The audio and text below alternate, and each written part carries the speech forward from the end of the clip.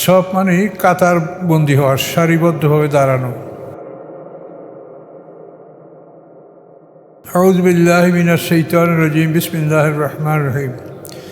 সাব্বাহা লিল্লাহি মা ফিস সামাওয়াতি ওয়া মা ফিল আরদি ওয়া হুয়াল আজিজুল হাকীম।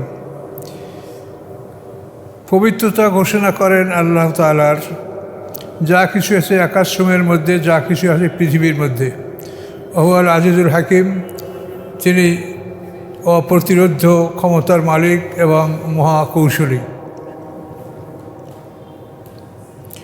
ইয়া আইয়ুহাল্লাযীনা আমানু, হে ঈমানদারগণ, লিমা তাকুলুনা মা লা তাফআলুন, কেন তোমরা বলো এমন কথা যেই কথা অনুযায়ী তোমরা কাজ করো না। তোমরা কথা বলো অথচ সেই কথা অনুযায়ী কাজ করো না, এমন কথা তোমরা কেন বলো? কাবুরা মাকতান ইনদাল্লাহ, আল্লাহর কাছে অত্যন্ত অসন্তুষ্টির ব্যাপার। আন তাকুলু মা লা তাফআলুন, যে তোমরা বলবে এমন কথা যে কাজ তোমরা করবে না। কাজে যে কাজ করবে না সে কথা তোমরা বলবে না। এগুলি সাধারণত জেহাদের ক্ষেত্রে, অনেক ক্ষেত্রে এটা প্রমাণিত হয়েছে যে বদরের যুদ্ধে যারা অংশগ্রহণ করতে পারেন নাই, তারা মনে করেছেন যে পরবর্তী যুদ্ধে আমরা এর প্রতিদান, এর ফলাফল আমরা দেখাবো। অনেকে দেখিয়েছেন, আবার অনেকে এ ব্যাপারে ফেলও করেছেন।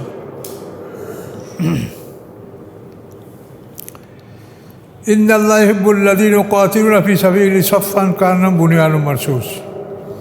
আল্লাহ বলেন, নিশ্চয়ই আল্লাহ তাআলা ভালোবাসেন তাদেরকে, ইউকাতিলুনা ফী সাবিলিহি সাফফা, যারা লড়াই করে আল্লাহর রাস্তায় সারিবদ্ধভাবে। কান্নাহুম বুনিয়ানুম মারসুস, মনে হয় যেন তারা সীসা ঢালা প্রাচীরের মতো। সীসার দ্বারা নির্মিত প্রাচীর, এই প্রাচীরের মতো তারা শক্ত সারিবদ্ধভাবে আল্লাহর পথে লড়াই করে। আল্লাহ তাআলা এ ধরনের যোদ্ধাদেরকে পছন্দ করেন। আমরা আগে আপনাদেরকে বলেছি যে আল্লাহ তাআলার উদ্দেশ্য হলো হক ও বাতিল, এই দুইটা জিনিস তিনি পৃথিবীতে স্থাপন করেছেন। হকের পক্ষেও তিনি শক্তি দান করেছেন, বাতিলের পক্ষেও সত্য দান করেছেন, শক্তি দান করেছেন। এবং হক ও বাতিলের লড়াই তিনি পছন্দ করেন, এবং তিনি দেখতে চান যে হকের পক্ষে কারা এবং বাতিলের পক্ষে কারা। তিনি কোনো পক্ষকেই সম্পূর্ণভাবে বিনষ্ট হতে দেন না, দুটো দলকেই তিনি বাঁচিয়ে রাখেন, হক এবং বাতিল। ওয়াজ ক্বালা মূসা লিকওমিহি, স্মরণীয় ঘটনা, স্মরণযোগ্য ঘটনা, যখন মূসা আলাইহিস সালাম বললেন তার জাতিকে, ইয়া কওমে, হে আমার জাতি, লিমা তুযুনানি, কেন তোমরা আমাকে কষ্ট দিচ্ছ? ওয়াকাদ তা'লামুনা আন্নী রাসূলুল্লাহি আলাইকুম, অথচ নিশ্চয়ই তোমরা জানো যে আমি অবশ্যই আল্লাহর রসুল তোমাদের প্রতি। ফালাম্মা যাগু আযাগাল্লাহু কুলুবাহুম, অথবা যখন তারা বক্রতা অবলম্বন করল, তারা যখন নিজেরা বাঁকা হলো, আযাগাল্লাহু কুলুবাহুম, আল্লাহ তাআলা তাদের অন্তর বাঁকা করে দিলেন। তারা নিজেদের মধ্যে যখন সরলতা বর্জন করে বক্রতা, বাঁকামি, এগুলো যখন মনের মধ্যে তারা ধারণ করতে লাগলো, আল্লাহ তাদের অবস্থাটাকে বাঁকা করে দিলেন। আল্লাহু লা ইয়াহদিল কওমাল ফাসিকিন, আল্লাহ তাআলা ফাসিক সম্প্রদায়কে কখনো পথ দেখান না। ওয়াজ ক্বালা ঈসা ইবনে মারইয়াম, স্মরণযোগ্য ঘটনা, যখন মরিয়ামের পুত্র ঈসা আলাইহিস সালাম বললেন, ইয়া বনি ইসরাইল, হে ইসরাইলের সন্তানেরা, ইন্নী রাসূলুল্লাহি ইলাইকুম, আমি তোমাদের প্রতি আল্লাহর পক্ষ হতে রাসূল। মুসাদ্দিকাল লিমা বাইনা ইয়াদাইয়া মিনাত তাওরাত, আমি সত্যতা প্রমাণকারী উহার জন্য যা তোমাদের বাইনা ইয়াদাইয়া মিনাত তাওরাত, যা আমার সামনে তাওরাত কিতাব আছে, এই কিতাবকে আমি সত্য বলে ঘোষণা করছি, আমি সাক্ষী দিচ্ছি যে ওই কিতাব সত্য। ওয়া মুবাশশিরাম বিরাসূলিন, আর আমি এত পিছনের কথা গেল যে তাওরাত আমি সত্য সাক্ষী দিচ্ছি, আর সামনের কথা হলো ওয়া মুবাশশিরাম বিরাসূলিন, আমি একজন রাসূলের সুসংবাদ দানকারী তোমাদেরকে। ইয়াতি মিন বা'দি ইসমুহু আহমদ, যে আমার পরে আসবে তার নাম হবে আহমদ। ঈসা আলাইহিস সালাম এই ঘোষণা দিলেন যে আমার পরে একজন রাসূল আসবেন, তার নাম হবে আহমদ। ফালাম্মা জাহুমিল বাইনাত, অথবা যখন আসলেন তিনি তাদের কাছে উজ্জ্বল প্রমাণ নিয়ে, কলু হাযা সিহরুম মুবিন, তখন তারা বলল এ হচ্ছে স্পষ্ট জাদু। মুহাম্মদ সাল্লাল্লাহু আলাইহি ওয়াসাল্লাম যখন তাদের কাছে স্পষ্ট দলিল প্রমাণ নিয়ে এই সমস্ত কথার উদ্ধৃতি নিয়ে আসলেন, তখন তারা বলল যে স্পষ্ট জাদু। ওমান আযলামু মিম্মান ইফতারা আলাল কাযিব, কে বড় জালেম ওই ব্যক্তি চেয়ে যে রচনা করে আল্লাহর উপরে মিথ্যা। ওয়ায়ুদা ইলা ইসলাম, অথচ তাদেরকে ডাকা হচ্ছে ইসলামের দিকে। আল্লাহু লা ইয়াহদিল কওমা যালিমিন, আল্লাহ তাআলা জালিম সম্প্রদায়কে কখনোই পথ প্রদর্শন করেন না। ইউরিদুনা লিইউতফিউ নূর আল্লাহি বিআফওয়াহিহিম, যারা চাচ্ছে যে ইউতফিউ নূর আল্লাহি, তারা নিভিয়ে ফেলবে আল্লাহর আলোকে বিআফওয়াহিহিম, তাদের মুখের সাহায্যে। এখানে এই বিআফওয়াহিহিমের অর্থ অনেকে বলেন ফুৎকারের সাহায্যে, কিন্তু ফুৎকার না, মুখের সাহায্যে। অর্থাৎ তারা মুখে নানা রকম কথা বলে বলে সত্যকে তারা পরাজিত করতে চায়। তো এখানে আল্লাহ যে কথা মুখ ব্যবহার করছেন, এই মুখ অর্থটাই আমরা ব্যবহার করলে ভালো হবে। ইউরিদুনা, তারা চায় লিউতফিউ, যে তারা নিভিয়ে ফেলবে নূর আল্লাহ, আল্লাহর আলো, এই কোরআন, বিআফওয়াহিহিম, তাদের মুখের কথার দ্বারা।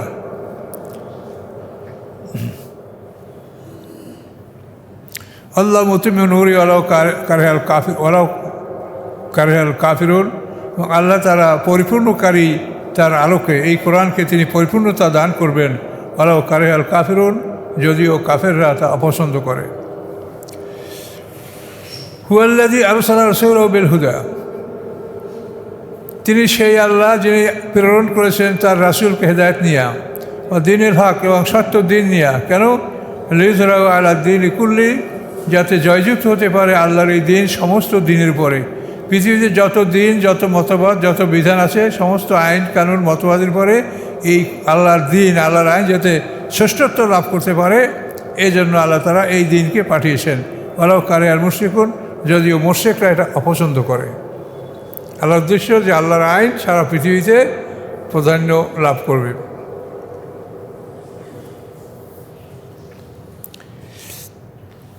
ইয়া আইয়ুহাল্লাযীনা আমানু হাল আদুল্লুকুম আলা তিজারাতিন তুনজিকুম মিন আযাবিন আলীম, হে ঈমানদারগণ, হাল আদুল্লুকুম, আমি কি তোমাদেরকে বলবো না, আলা তিজারাতিন, এমন একটা ব্যবসার উপরে, এমন একটা ব্যবসার কথা, তুনজিকুম মিন আযাবিন আলীম, যেই ব্যবসা তোমাদেরকে বেদনাদায়ক শাস্তি থেকে মুক্তি দেবে।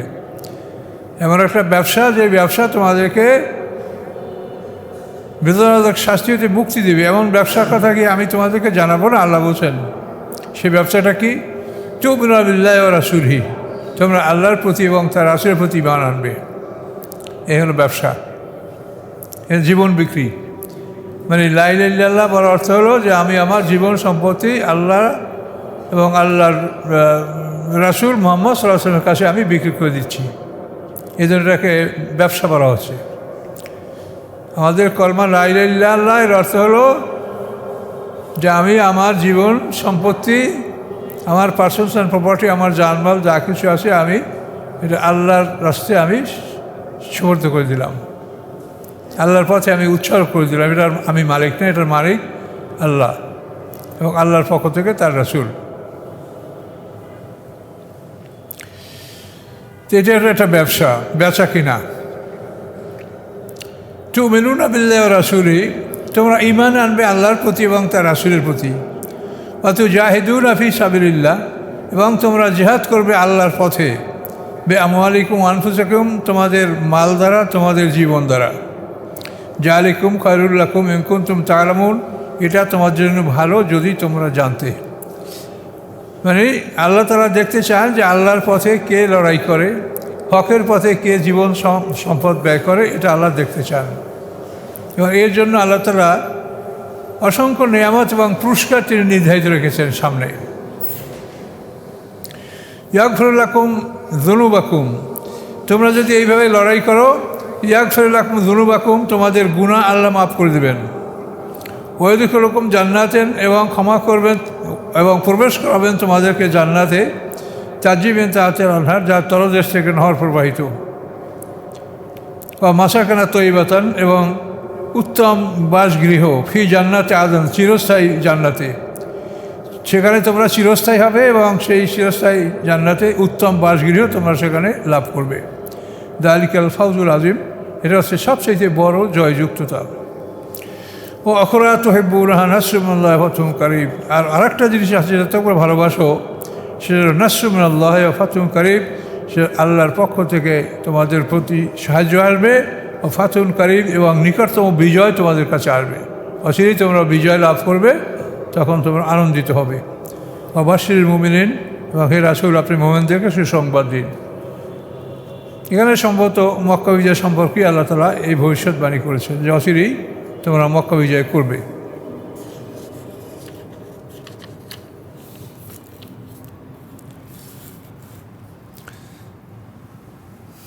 ইয়া আইয়ুহাল্লাযীনা আমানু কুনু আনসারাল্লাহ, হে ঈমানদারগণ তোমরা হয়ে যাও আনসারুল্লাহ, আল্লাহর সাহায্যকারী। কামা ক্বালা ঈসা ইবনু মারইয়াম, যেমন বলেছিলেন মারিয়ামের পুত্র ঈসা আলাইহিস সালাম হাওয়ারিয়িনদেরকে। হাওয়ারিয়িন অর্থাৎ সুন্দর সাথী।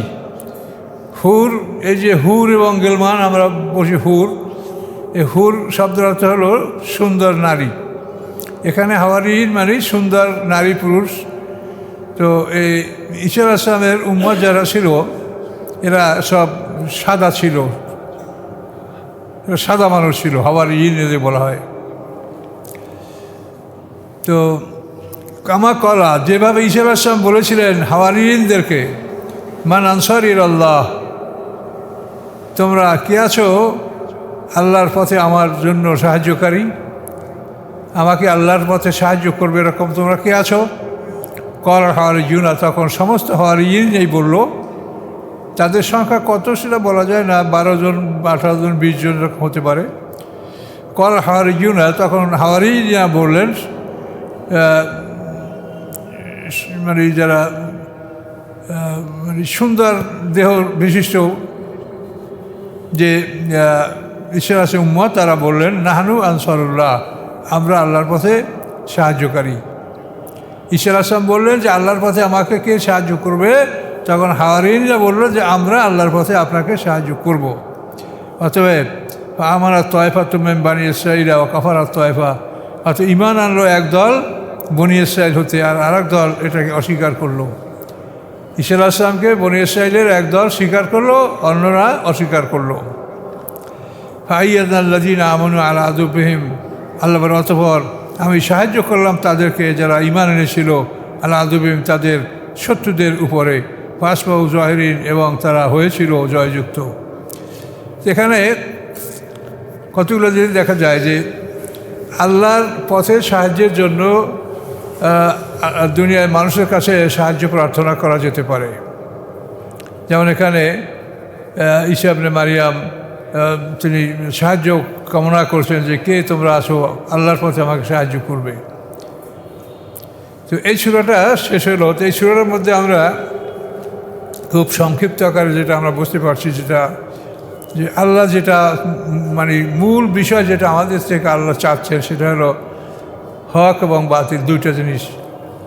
এই দুইটা জিনিস পৃথিবীতে আছে, হক এবং বাতিল, এবং এই দুইটা জিনিসের উপরেই সব কিছু হবে। আমরা এখন যতই দল করি, আমাদের দল দুইটা, হক এবং বাতিল, এছাড়া কোনো দল নাই। আল্লাহ পরিষ্কার বলে দিয়েছেন যে তোমরা দুই দল, হুয়াল্লাযী খালাকাকুম ফামিনকুম কাফির ওয়া মিনকুম মুমিন। সূরা তাগাবুনের প্রথম অথবা দ্বিতীয় নম্বর আয়াতে এটা বলা আছে যে আল্লাহ তাআলা তোমাদেরকে সৃষ্টি করেছেন, তোমাদের বড় দলটা কাফের, দ্বিতীয় দলটা মুমিন। আর সবসময় মানে কাফেরের দলটা বড়ই হবে, এটা সবসময় হবে। হকপন্থী যারা, তারা সংখ্যায় কম হবে। এভাবে আলেমদেরকেও আল্লাহ বলে দিয়েছে যে আলেমরাও 3 ভাগ। সূরা ফাতিরের 32 নম্বর আয়াতে থেকে আপনারা দেখেছেন। এই জন্য কখনোই আমাদের দল বড় না ছোট এটা দেখার বিষয় না। আমাদের দেখার বিষয় যে আমরা কোরআনের উপরে আছি কিনা, কোরআন যেভাবে বলে সেভাবে আমরা আছি কিনা, এইটা দেখা আমাদের বড় বিষয়। কাজে ব্যাপারে আপনারা সতর্ক থাকবেন যে আমরা কোরআনের উপরে আছি কিনা। এবং নবী রাসূলদের জন্য যে এই সাহায্য এখন দুনিয়ায় যদি কোনো নেককার মোমেন আসে, সে যদি আল্লাহর পথে সাহায্য চায়, তো আমরা তাকে সাহায্য করতে প্রস্তুত থাকবো। এটা মানসিকভাবে আমাদের এটা একটা প্রিপারেশনের মধ্যে থাকবে যে আমরা সাহায্য করব। কিন্তু এখানে এই বিষয়গুলি দেখার বিষয় আছে, যেটা আপনারা কোরআন থেকে দেখে নেবেন, যে যারা আপনার কাছে সাহায্য চায় তারা আসলেই কি সত্যি আল্লাহর দ্বীন কায়েম করার জন্য চাচ্ছে না অন্য কিছু করার জন্য। এগুলো আপনারা লক্ষ্য করে তাদেরকে সাহায্য করবেন, সাহায্যের জন্য অগ্রসর হবেন। জিত হার সেটার কোনো বিষয় না। আমরা হলাম আল্লাহর পথে থাকলেই আমরা জয়যুক্ত। বাস আমরা আল্লাহর পথে থাকতে পারলে আমরা জয়যুক্ত। এটাই আমাদের মূল লক্ষ্য, এটা আমাদের লক্ষ্য রাখতে হবে।